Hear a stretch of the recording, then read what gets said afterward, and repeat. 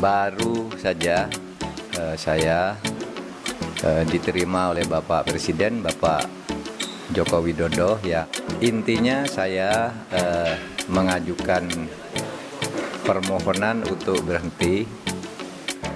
Alhamdulillah Bapak Presiden sama dengan saya. Kita bicara dari hati ke hati dan penuh kekeluargaan dan sama-sama tersenyum. Hanya karena perkembangan politik memang saya harus fokus ke tugas lain sehingga saya mohon berhenti. Itu tadi Pak Jokowi mengatakan, ya itu, terima kasih juga. Terima kasih sudah membantu 4 tahun dan dengan baik, tidak ada masalah.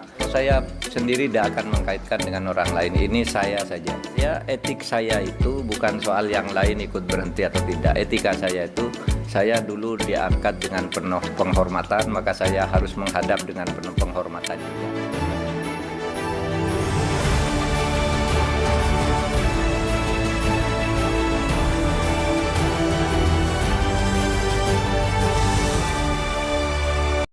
Jadi Bapak Presiden baru saja menerima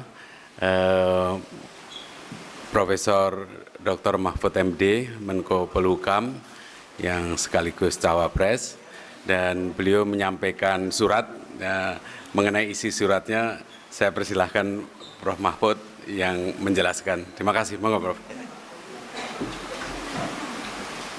Saudara sekalian, baru saja saya diterima oleh Bapak Presiden, Bapak Joko Widodo, yang ditemani oleh Bapak Mensesnek, Bapak Profesor Pratikno. Saya menyampaikan surat tentang kelanjutan tugas saya sebagai Menko Polhukam. Saya menyampaikan, intinya saya mengajukan permohonan untuk berhenti, dan isi surat itu singkat, hanya berisi 3 hal. Pertama, saya menyampaikan terima kasih kepada Presiden Republik Indonesia Bapak Joko Widodo yang pada tanggal 23 Oktober tahun 2019 mengangkat saya, melantik saya sebagai Menko Polhukam dan menyerahkan SK pengangkatannya dengan penuh penghormatan kepada saya dan penghormatan saya kepada beliau pada saat itu. Sehingga saya secara resmi dan dengan penuh hormat juga hari ini menyatakan surat untuk menyatakan minta atau mohon berhenti dengan sebuah surat itu. Nah, lalu isi yang kedua surat itu, substansi surat itu adalah permohonan berhenti. Lalu yang ketiga, saya mohon maaf kepada beliau kalau memang ada masalah-masalah yang kurang saya laksanakan dengan baik. Alhamdulillah Bapak Presiden sama dengan saya. Kita bicara dari hati ke hati dan penuh kekeluargaan dan sama-sama tersenyum.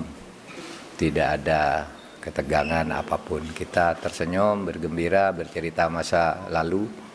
Gitu. Ketika kita mulai bekerja, bahkan Pak Presiden mengatakan Pak Mahfud ini adalah Menko Polhukam terlama dalam sepanjang pemerintahan Pak Jokowi.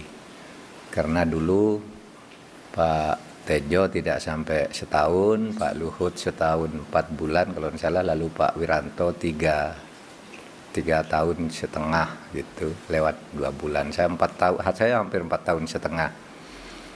Hanya karena perkembangan politik memang saya harus fokus ke tugas lain sehingga saya mohon berhenti. Itu saja isinya, tidak ada yang lain. Pertemuan memang ya agak lama, lebih dari 10 menit karena memang banyak guraunya juga. Sebenarnya kalau isi suratnya sendiri selesai dalam waktu pendek. Kami tadi banyak bergurau dan bicara bahwa negara ini harus dibangun ke depan sesuai dengan tujuan negara kita, dan kita tidak mungkin sempurna, tidak mungkin bisa menyelesaikan semuanya dalam waktu yang pendek, dan tidak mungkin tahu semuanya tentang masalah yang kita hadapi. Sehingga kita harus bekerja sungguh-sungguh. Itu saja ya, tidak ada Tidak ada pertanyaan. Terima kasih. Apa? Kenapa? Respon, Bapak. Lah ya itu tadi Pak Jokowi mengatakan, iya itu. Terima kasih juga. Terima kasih sudah membantu 4 tahun dan dengan baik, tidak ada masalah. Ya beliau tadi yang menyebut bahwa saya paling lama Menko beliau selama 2 periode beliau memimpin, yang paling lama itu Pak Mahfud katanya. Hah?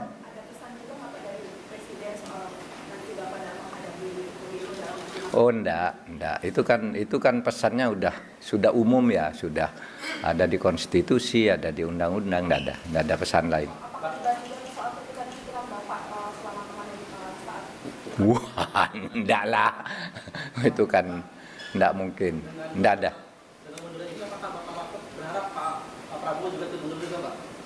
Enggak, saya tidak, kalau saya sendiri tidak akan mengkaitkan dengan orang lain. Ini saya saja. Kalau orang lain mau mengkaitkan silahkan. Kalau saya, enggak tahu, biar orang lain aja lah. Kalau saya sendiri, etik saya itu bukan soal yang lain ikut berhenti atau tidak. Etika saya itu, saya dulu diangkat dengan penuh penghormatan, maka saya harus menghadap dengan penuh penghormatan juga. Itu aja. Kalau etika saya, yang lain-lain itu saya enggak ikut urusan menteri lain. Terlepas dari hubungan baik Bapak dengan Pak Jokowi, dan tadi obrolannya berlangsung dengan beliau, itu kan berlangsung di tengah pemilu Pak. Iya. Kemarin ada pandangan bahwa Bapak cukup dengan ada menteri-menteri yang terangkat untuk Prabowo Gibran, itu pandangan seperti apa? Enggak, tadi enggak bicara itu. Itu biasanya wacana di luar yang begitu. Kalau saya enggak dibicara begitu.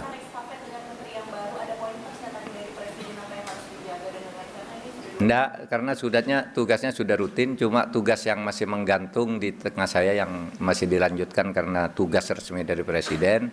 Satu soal BLBI, kita yang dulu hampir kehilangan uang lebih dari 111 triliun, sekarang kita sudah berhasil menghimpun, mengkolek 35 triliun, 8. Selama 1,5 tahun kami mengejar itu, dan sisanya sudah kami petakan, ini harus ditagih lebih lanjut gitu. Lalu yang kedua, penyelesaian pelanggaran HAM berat, saya katakan untuk penyelesaian dari sudut korbannya itu terus berjalan sesuai dengan Inpres, dan itu mendapat pujian resmi dari PBB. Pidato Dewan HAM PBB di Jenewa itu memberi penghargaan karena telah melakukan langkah-langkah lebih dulu dari langkah hukum yang masih rumit dan akan terus dikerjakan. Itu saya katakan itu masih terus berjalan. Lalu yang ketiga, undang-undang MK yang sekarang memang di tangan saya tahan dulu pada waktu itu, dan saya sudah lapor Presiden dulu maupun tadi ini ditahan dulu karena tidak bagus ada aturan peralihan yang seperti itu. Tapi apapun nanti terserah pada pemerintah. Itu aja tadi. Iya, sampai ada kepres. Enggak, sampai ada kepres dong. Kalau belum ada kepresnya terus saya pergi kan colong pelayu. Pak, tadi Bapak menyebut tidak ada ketegangan gitu ya Pak ya. Nah itu ini penegasan saja Pak. Berarti di kabinet memang sangat solid ya Pak ya, meskipun Bapak keluar dari kabinet gitu Pak, karena tadi tidak ada ketegangan.